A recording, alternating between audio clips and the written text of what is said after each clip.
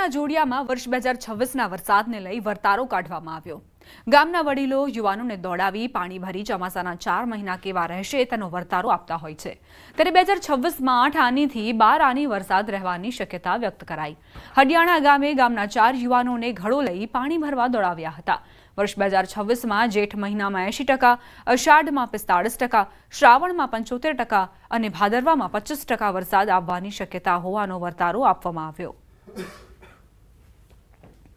કંકાવટી નદીમાં જઈ માટલી ભરી ભરાઈ અને નવરાવી અને ત્યાં લાવવામાં આવે છે અને હળની પ્રદક્ષિણા કરવામાં આવે છે। 4 પેરા ભરીને એ માટલીનું પૂજન કરીને ત્યાં ફોડવામાં આવે છે। એ માટલી જે પાણીની ભરાઈને આવે એમાં જે પાણી જરે અને જે ભીનાશ હોય એના ઉપરથી આવતા વર્ષના જે ચાલુ વર્ષ છે અત્યારે 2025 સંવત 2081 એમાં આવતા વર્ષનું 2026 સંવત 2082 માટેનું તારણ કાઢવામાં આવે કેટલો વરસાદ થશે। જેઠ મહિનો સાર જશે, વાવની સારી છે, એ આખરમાં લગભગ થશે એવું અનુમાન છે અને સાવણ તો 70% જેવું જ છે કે જેઠ મહિનામાં 80%, પછી અષાઢ મહિનામાં 45%, શ્રાવણ મહિનામાં 75% અને ભાદરવામાં 25% જેવો વર્તારો હમણાં એવું મારું અનુમાન છે। સમાચાર જૂનાગઢથી પ્રાપ્ત થઈ રહ્યા છે। જટાશંકર મહાદેવ ખાતે ભીડ ઉમટી નહાવાની મનાઈ હોવા છતાં પણ લોકો ઉમટ્યા। જંગલ વિસ્તારમાં પ્રવેશ બદલ લોકોને દંડ કરાયો। કોઈ ઘટના ન બને તે માટે સતત પેટ્રોલિંગ કરાઈ રહ્યું છે। જંગલ વિસ્તારમાં નહાવા જતા લોકોને અટકાવાયા છે। જટાશંકર મહાદેવના દર્શન માટે લોકોની ભીડ ઉમટી છે, પરંતુ અહીં નહાવાની મનાઈ હોવા છતાં પણ લોકો નાતા જ તેમની ઉપર દંડ ફટકારવામાં આવ્યો છે। અહીં ગિરનાર અભયારણ્ય આવેલું હોવાથી નદીઓમાં તળાવોમાં નહાવાની મનાઈ ફરમાવવામાં આવેલી છે। બોર્ડ પણ લગાવવામાં આવ્યા છે, તેમ છતાં પણ લોકોએ અહીં બેજવાબદારી દાખવી। સારો વરસાદ ક્યારે પડશે? હાલ આ સવાલ દરેકને થઈ રહ્યો છે। હવામાન નિષ્ણાંત અંબાલાલના મતે હજુ સારા વરસાદ માટે સપ્તાહની રાહ જોવી પડી શકે છે। જો કે ઓગસ્ટના અંતમાં મેઘરાજા ખેડૂતોને તૃપ્ત કરી દેશે તેવું પણ અંબાલાલનું અનુમાન છે। ઓગસ્ટમાં વરસાદે વિરામ લઈ લીધો છે અને સૌરાષ્ટ્રમાં ખાસ વરસાદની રાહ જોવાઈ રહી છે। ત્યારે હવે આગામી દિવસોમાં વાતાવરણ કેવું રહેશે, વરસાદ કેવો રહેશે તે આપણે જાણીશું હવામાન નિષ્ણાંત અંબાલાલ પટેલ પાસેથી। કાકા, જે રીતે અત્યારે તો વરસાદનો વિરામ છે અને વરસાદની રાહ પણ જોઈ રહ્યા છે, કારણ કે સિંચાઈનો સમય પણ થઈ ગયો છે, તો હવેનું વાતાવરણ કેવું રહેશે? અત્યારે હાલ વરસાદનો બ્રેક છે। સૌરાષ્ટ્રની વાત કરીએ તો પાણી વાળવાનું ચાલુ કરી દીધું છે, કારણ કે વરસાદની રાહ જોઈને બેસી રહેવાય નહીં। આગાહી પ્રમાણે બેસી રહે તો મોરાત મળે નહીં। તો કાકા, હવે સિસ્ટમ સક્રિય થશે અને વરસાદ આવશે ખરો? વરસાદ આવશે, પણ અત્યારે કંઈ ઝાપટા પડી રહ્યા છે એ પૂરી ફાંસ પણ પલટતી નથી। તો ક્યારથી સિસ્ટમ સક્રિય થશે? ફરી રાઉન્ડ ક્યારથી શરૂ થશે? તારીખ 18 થી 22માં બંગાળના ઉપસાગર અને અરબી સમુદ્ર બંને સક્રિય થવાની શક્યતા રહેશે। એટલે અરબી સમુદ્ર સિસ્ટમ અને બંગાળ ઉપસાગરની સિસ્ટમ તારીખ 17મી ઓગસ્ટે સક્રિય થશે અને આ સિસ્ટમની અસર લગભગ ગુજરાત તરફ આવતા પૂર્વ મધ્યપ્રદેશમાં આવતા 17-18 તારીખની આસપાસ આવશે અને 19, 20, 21, 22 અને 24 સુધીમાં ગુજરાતના ઘણા ભાગોમાં વરસાદ થશે।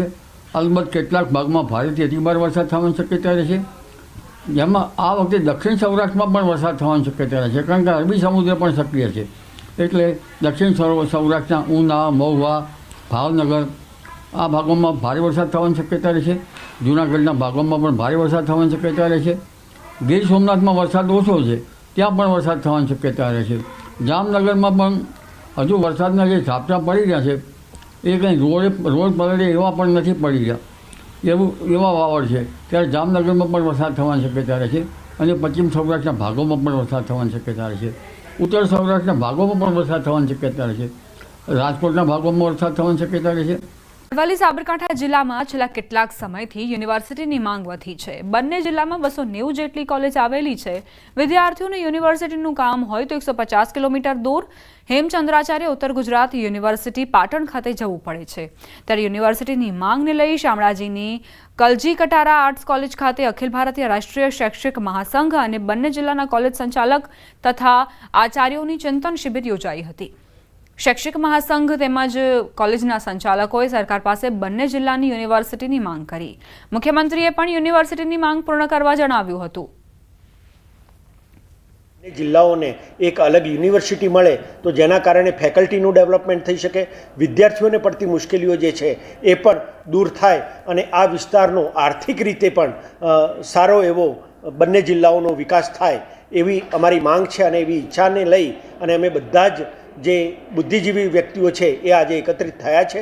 હું નાણામંત્રી શ્રી માન્ય ઋષિકેશભાઈ, શિક્ષણ મંત્રી શ્રી અને મુખ્યમંત્રી શ્રી સાથે પણ અવનવાર આ અંગેની વાતચીતો થઈ છે અને મને એમ લાગે છે કે અરવલ્લી અને સાબરકાંઠા યુનિવર્સિટીનું નામાભિધાન થાય અને આ જ રીતે વિદ્યાર્થીઓ અને વાલીઓને પણ સુખ શાંતિ અને નવી શિક્ષણ નીતિના અંતર્ગત આ શિક્ષણના આયામોની શરૂઆત. સમાચાર બનાસકાંઠાથી ટોલ પ્લાઝા સામે આંદોલનના એંધાણ. પાલનપુર ખેમાણા ટોલ પ્લાઝા પાસે આક્રોશ જોવા મળી રહ્યો છે. ગ્રામજનોને થતી હેરાનગતિને લઈ બેઠક યોજાઈ.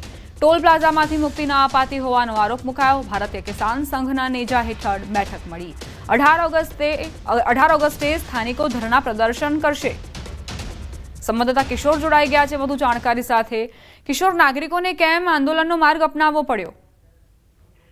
ચોક્કસથી જે બનાસકાંઠા આબુ રોડ હાઈવે ઉપર પાલનપુરના ખેમાણા ટોલ પ્લાઝા પર જે ટોલ નાકો આવેલું છે ત્યાં આગળ 15 જેટલા જે ગામો છે તે 15 ગામોના લોકોને, નજીકના ગામોને ટોલ પ્લાઝા પર હેરાનગતિ કરવામાં આવતા આજે 15 ગામોના લોકો તેમજ ભારતીય કિસાન સંઘના નેજા હેઠળ એક બેઠક યોજાઈ હતી અને આ બેઠકની અંદર નક્કી કરવામાં આવ્યું હતું કે આગામી 18મી ઓગસ્ટે મોટી સંખ્યામાં ખેડૂતો એકત્ર થશે અને ટોલ પ્લાઝા પર વિરોધ પ્રદર્શન કરશે અને ટોલ મુક્તિ માટે ખેડૂતો અત્યારે લડી લેવાના મૂડમાં છે. પહેલા જે છે તે આ આજુબાજુના ગામો હતા તે લોકોને આધાર કાર્ડ અને જે ડોક્યુમેન્ટ હતા તે બતાવીને ટોલ પ્લાઝા પરથી જવા દેવામાં આવતા હતા, પરંતુ હવે તેમને ટોલ પ્લાઝા પરથી જવા ના દેવામાં આવતા આજે આ મિટિંગ મળી હતી ને મિટિંગમાં નક્કી કરવામાં આવ્યું છે કે 18 તારીખે મોટી સંખ્યામાં ખેડૂતો એકઠા થશે અને ટોલને લઈને વિરોધ પ્રદર્શન કરશે. જી આભાર કિશોર જાણકારી આપવા માટે. સમાચાર અમદાવાદના સાણંદથી, જ્યાં એલસીબીની રેડ. જુગાર રમતા 10 જુગારીયાઓ ઝડપાયા. 3 લાખ રોકડ, મોબાઈલ જપ્ત કરાયા. પોલીસે કુલ 34.74 લાખનો મુદ્દામાલ જપ્ત કર્યો. નરેશ પટેલ ઘરમાં જુગાર રમાડતો હતો અને તેની ઉપર રેડ પાડવામાં આવતા જ તમામ શકુનીઓનો પર્દાફાશ થયો છે. 34.74 લાખનો મુદ્દામાલ જપ્ત કરવામાં આવ્યો છે. આ જુગારીયાઓ અહીં જુગાર રમી રહ્યા હતા તે દરમિયાન એલસીબીની રેડ દરમિયાન 34 લાખથી પણ વધુનો સામાન જપ્ત કરવામાં આવ્યો છે. નરેશ પટેલના ઘરમાં જુગારધામ ચાલી રહ્યું હતું. કેટલા સમયથી આ જુગારધામ ચાલી રહ્યો હતો, કોણ કોણ તેમાં સંડોવાયેલા છે તેની પણ પોલીસ તપાસ કરી રહી છે. છોટાઉદેપુર નગરમાં વહેલી સવારથી વરસાદી માહોલ. લાંબા સમય બાદ છોટાઉદેપુરમાં વરસાદ પડ્યો છે. નગરના સર્કિટ હાઉસ વિસ્તાર, એસટી ડેપો વિસ્તાર સહિતના અન્ય વિસ્તારો પ્રભાવિત થયા. વહેલી સવારથી નગર સહિત તાલુકામાં વરસાદ વરસી રહ્યો છે. વરસાદી માહોલને લઈને ખેડૂતોએ ખુશી વ્યક્ત કરી. દક્ષિણ ગુજરાત બાદ હવે જૂનાગઢમાં મેઘમહેર. જૂનાગઢમાં વરસાદી માહોલ છવાયો. શહેરના વાતાવરણમાં પલટો આવ્યો. શહેરમાં ધોધમાર વરસાદ શરૂ થયો. ભવનાથ વિસ્તારમાં પણ વરસાદી માહોલ. ખેડૂતો પિયત માટે વરસાદની રાહ જોઈ રહ્યા હતા. વરસાદી માહોલથી ખેડૂતોમાં આનંદ છવાયો છે.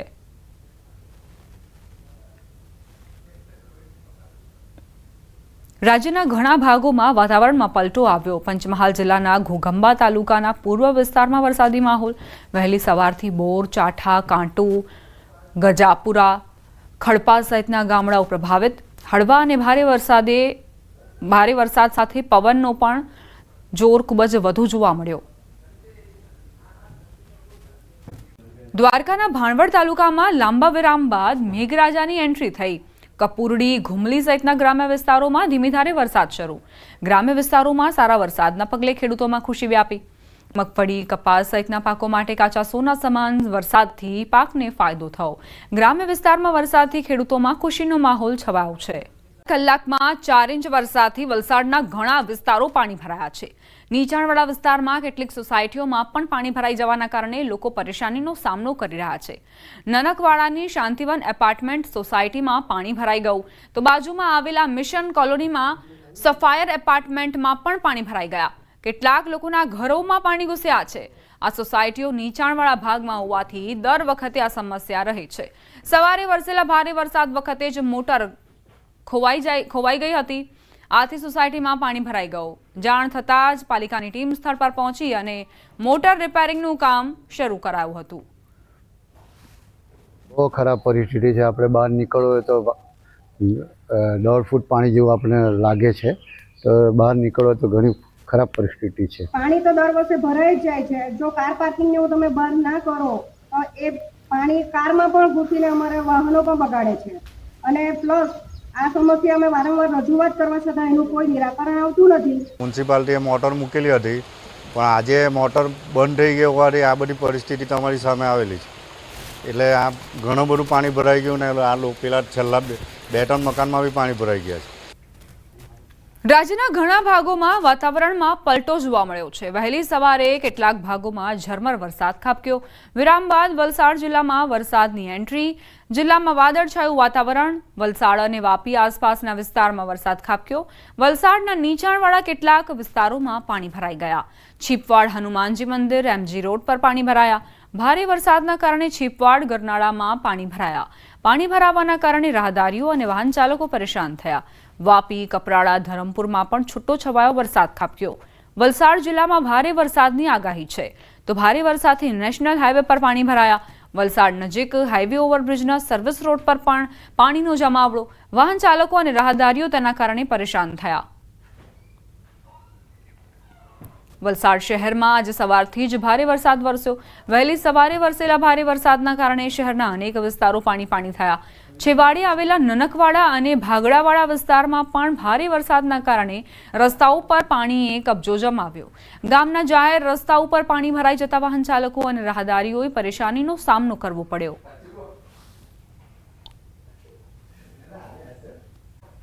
મહત્વપૂર્ણ સમાચાર પ્રાપ્ત થઈ રહ્યા છે. આજે રાજ્યના 2 જિલ્લામાં ભારેથી અતિભારે વરસાદ થઈ શકે. હવામાન વિભાગની વરસાદ અંગે આગાહી. આજે ભારેથી અતિભારે વરસાદની આગાહી. નવસારી, વલસાડ, દમણ, દાદરાનગર હવેલી પ્રભાવિત જોવા મળશે. ભારેથી અતિભારે વરસાદની સંભાવના. આજે 5 જિલ્લામાં ભારે વરસાદ થઈ શકે, જેમાં આજે ભરૂચ, સુરત, નર્મદા, તાપી અને ડાંગમાં ભારે વરસાદની આગાહી છે. અમદાવાદમાં સામાન્યથી મધ્યમ વરસાદ વરસી શકે છે. 12 થી 14 ઓગસ્ટના માછીમારો દરિયો ન ખેડે તે પ્રકારની સૂચના. 16મી સુધી ગુજરાતમાં વરસાદી ઝાપટા પડી શકે છે. હાલ upper air cyclonic circulation system સક્રિય છે, જેના કારણે થંડરસ્ટોર્મ एक्टिविटी થઈ શકે છે. अगस्त तक हल्का से मध्यम बारिश होने का संभावना है राज्यों में, और जो हमारा यूनियन टेरिटरी दीव, दमन, दादरा नगर हवेली में. और आज के लिए गुजरात क्षेत्रों में heavy to very heavy rainfall का वार्निंग ऑरेंज कलर के साथ दिया गया है. मेनली जो दक्षिणी क्षेत्रों में जो राज्य है, ज़िला है, इसमें जो ज़िला आ रहा है नवसारी, वलसाड और यूनियन टेरिटरी में दमन, दादरा नगर हवेली में आज ऑरेंज अलर्ट के साथ heavy to very heavy rainfall isolated places